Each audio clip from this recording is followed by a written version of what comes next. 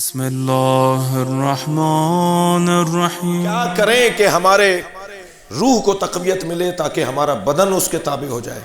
بس جو جتنا طاقتور ہوگا دوسرے کو اپنی طرف وہ راغب کرتا چلا جائے گا، اپنے تحت فرمان کرتا چلا جائے گا۔ تو ہمیں بدن کو اگر طاقتور کریں گے تو روح ہماری کمزور پڑ جائے گی، اور روح کو طاقتور کریں گے تو بدن اس کے تابع ہو جائے گا۔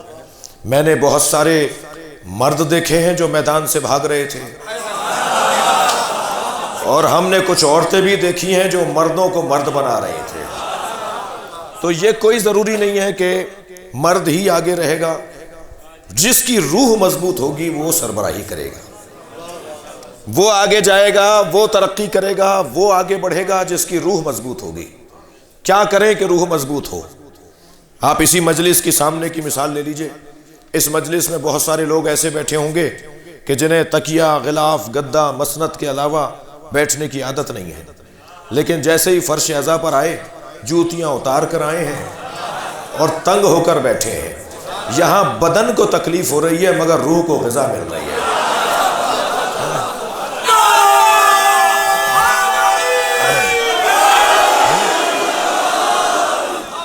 تو کیا کریں کہ ہماری روح مضبوط ہو جائے؟ تو یہ طے کر لیں پہلے تو میں اپنے ان بچوں اور جوانوں سے کہہ رہا ہوں کہ ہمارا ایجنڈا، ہمارا مطلب، ہمارا مقصد حیات یہ ہے کہ کسی طرح سے ہماری روح مضبوط ہو، طاقتور ہو، وہ خود بخود ہمارے بدن کو اپنے تحت فرمان بنا لے گی۔ اور جن کی روحیں مضبوط ہوتی ہیں نا، جملہ ہدیہ کروں گا، جن کی روحیں مضبوط ہوتی ہیں، اگر بڑھاپے سے ہاتھ کانپ بھی رہا ہو تو ان کا چلتا ہوا قلم لکھتا ہے سلمان رشدی واجب القتل ہے۔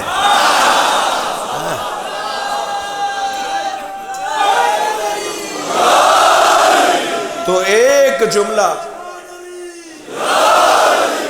پوری دنیا میں انقلاب بپا کر دیتا ہے۔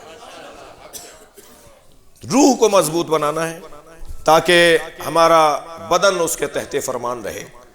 میں پھر ایک اور جملہ کہہ دوں کہ اگر بدن مضبوط ہوگا، طاقتور ہوگا، روح کمزور ہوگی تو نماز میں لطف نہیں آئے گا، جی عزاداری میں لطف نہیں آئے گا، جلوس آدھا کر کے لوٹائیں گے، تھک رہے ہیں۔ علم کا کہیں مسئلہ ہوگا تو یہ فراری ہوں گے، کراری نہیں ہوں گے۔ تو وہ جو بدن کو مضبوط کرتے ہیں وہ پھر آرام، آسائش، چین، سکون کو تلاش کر رہے ہوتے ہیں۔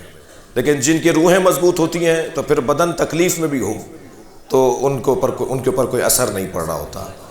جی بعض لوگوں کو تو سال میں بھی نماز یاد نہیں آتی اور عید کی نماز بھی مسجد چوم کے آ جاتے ہیں، اور بعض لوگ کو ایک رکوع میں ساری رات گزار دیتے ہیں۔ وہ جو ایک رکوع میں ساری رات گزار رہا ہے وہ بھی تو ہم جیسا ہی ہے، اور جسے نماز میں لطف نہیں آ رہا وہ بھی ہماری شکل کا ہے۔ دونوں میں فرق کیا ہے؟ دونوں میں فرق یہ ہے کہ ایک کی روح مضبوط ہے، ایک کا بدن مضبوط ہے۔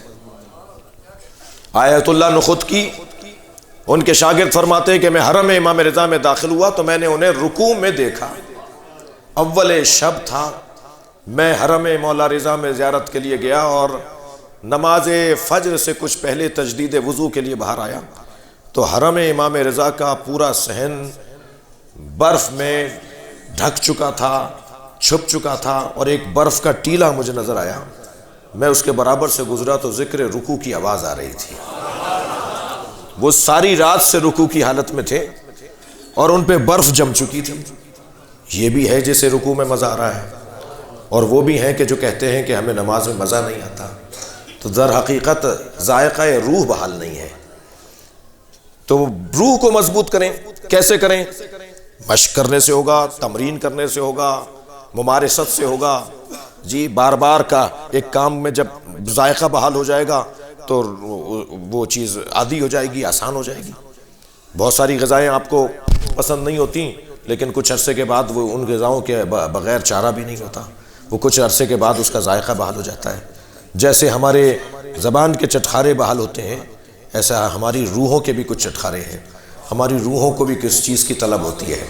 جیسے ہمارے دہن کے ذائقے ہوتے ہیں نا، ایسے کچھ روح کے ذائقے بھی ہوتے ہیں۔ بعض لوگ عجیب سے لگتے ہیں کہ یہ صبح سے شام تک 10 مجلسیں کر کے بھی نہیں تھکتا، ہم تو ایک مجلس میں تھک جاتے ہیں۔ تو بھائی مسئلہ تمہارے بدن کا اور اس کی روح کا ہے۔ اس کی روح اتنا ذائقہ لے چکی ہے ذکر حسین میں کہ یہ اس وقت تک چین ہی نہیں پاتا جب تک کہ ذکر حسین میں شریک نہ ہو جائے۔ یہ سارے مسئلے، یہ مثالیں جلدی جلدی میں نے دے دی کیونکہ وقت بہت زیادہ ہو گیا، کہ سارے مسئلے روح اور بدن کے اختلاف کے ہیں اور ترجیحات کے ہیں۔